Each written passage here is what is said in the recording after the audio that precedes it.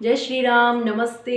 कैसे हो आप सब। तो आज की वीडियो में, जैसे कि हमने कल की वीडियो में देखा था कि हम डिमॉन्स्ट्रेटिव प्रोनाउन पढ़ रहे थे और दिस, दैट, दीज, दूज हम पढ़ चुके थे। दैट ऑफ और दूज ऑफ भी हम कर चुके हैं, कहाँ पे उनको यूज करना है। तो आज की वीडियो में जो हमारे बच गए थे वो क्या बच गए थे, सच और द सेम। ठीक है, तो ये वाले देखने के लिए देखते हैं कि सबसे पहले हम इनको ट्रांसलेट करते हैं, कहाँ पे सच का यूज करना है और कहाँ पे द सेम का यूज करना है। क्या द सेम और ये प्रोनाउन है या क्या है, देखते हैं इस वीडियो में। तो वीडियो को लास्ट तक देखिएगा। तो सबसे पहले हम ट्रांसलेट करते हैं, बहुत ही इजीली हम इसको ट्रांसलेट कर सकते हैं। तो सबसे पहले देखते हैं, यह तुम्हारी गलती है कि तुम्हें कोई माफ नहीं कर सकता। मतलब यहाँ पे देखो यह आ रहा है, यह के लिए तो मैंने कल की वीडियो में आपको दिस भी बताया था ना कि दिस मीन्स यह होता है। लेकिन यहाँ पे हम किसका यूज करेंगे, सच का यूज करेंगे। वो भी मैं बताऊंगी क्यों करेंगे, पहले एक बार ट्रांसलेट कर लेते हैं।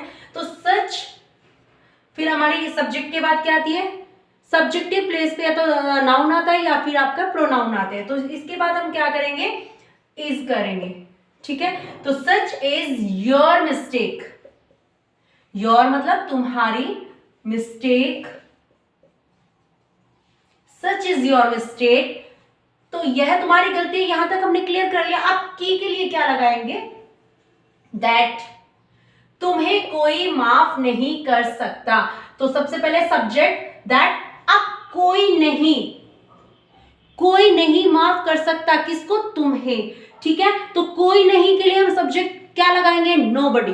क्या लगाएंगे, नोबडी, दैट नोबडी। अब यहाँ पे सब्जेक्ट हो गया, उसके बाद हम क्या लगाते हैं, हेल्प, हमारी जो वर्ब आती है या फिर हेल्पिंग वर्ब।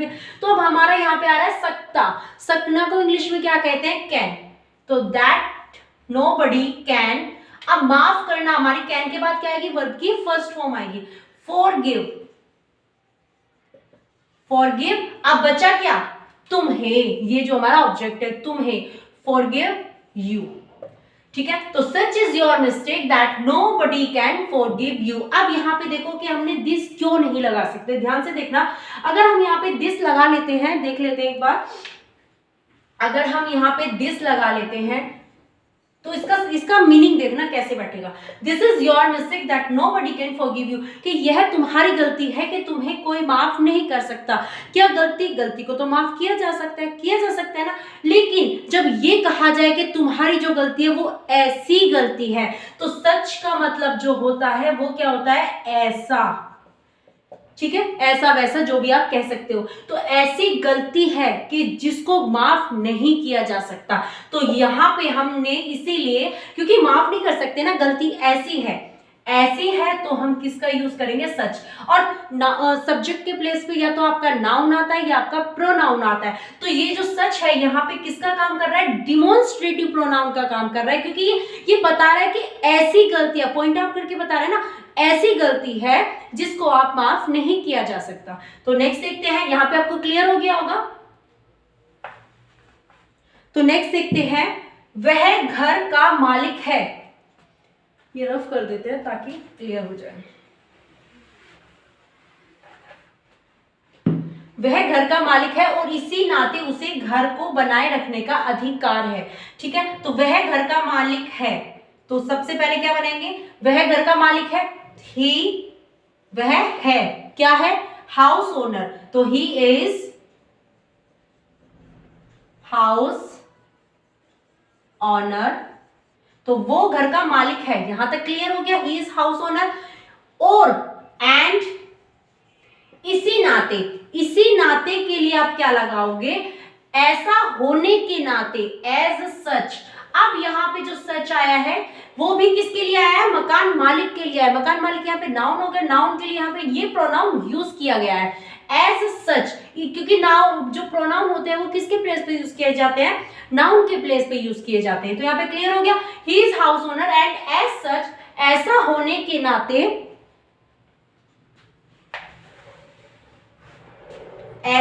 के नाते, उसे घर को बनाए रखने का अधिकार है।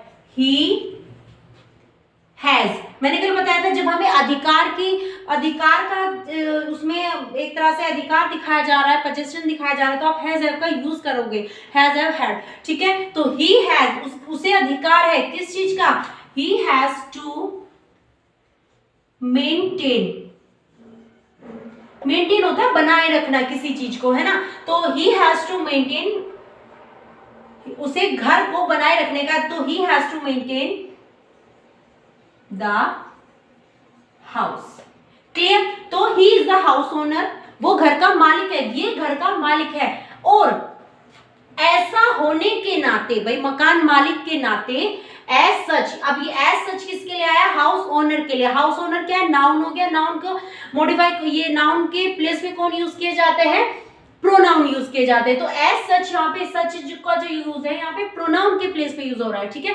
As such he has to maintain the house, sorry यहाँ पे मिस्टेक हो गई, ही हैज राइट, उसे अधिकार है, ही हैज राइट, उसे अधिकार है किस चीज का, टू मेंटेन द हाउस। यहां पे क्लियर हो गया होगा, बिल्कुल क्लियर हो गया होगा ना यहाँ पे। तो ही हैज द राइट, उसे राइट है, अधिकार है, टू मेंटेन द हाउस, उसे पूरा अधिकार है कि अपने घर को मेंटेन करके रख सकता है। तो नेक्स्ट देखते हैं, तो द सेम का यूज एक बार हम देख लेते हैं। यह वही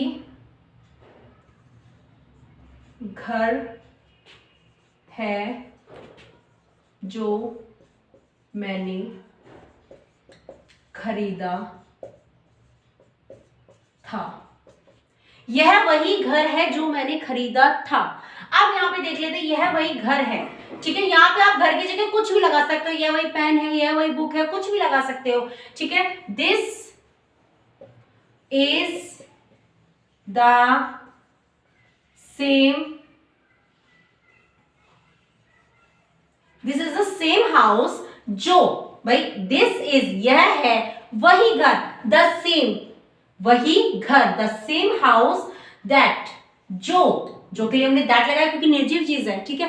दैट, जो मैंने खरीदा था, दैट आई, किसने खरीदा था, मैंने, दैट आई बॉट, ठीक है, दैट आई बॉट, ठीक है। अगर यहाँ पे होता जो मैंने कल खरीदा था, या जो मैंने, जो भी आप, तो आप यहाँ पे यस्टरडे कर दो, दैट आई बॉट यस्टरडे। अब यहाँ पे ध्यान से देखो, ठीक है।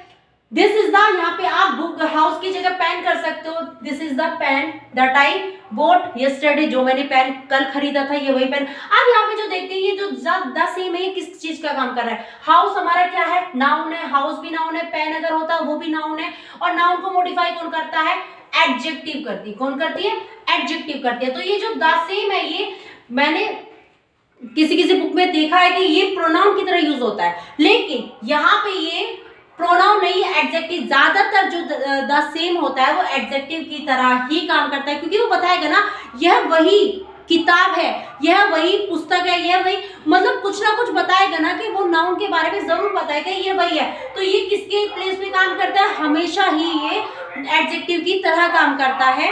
तो आज की वीडियो आपके लिए बिल्कुल क्लियर हो गई होगी। मिलते हैं नेक्स्ट वीडियो में। Have a nice day.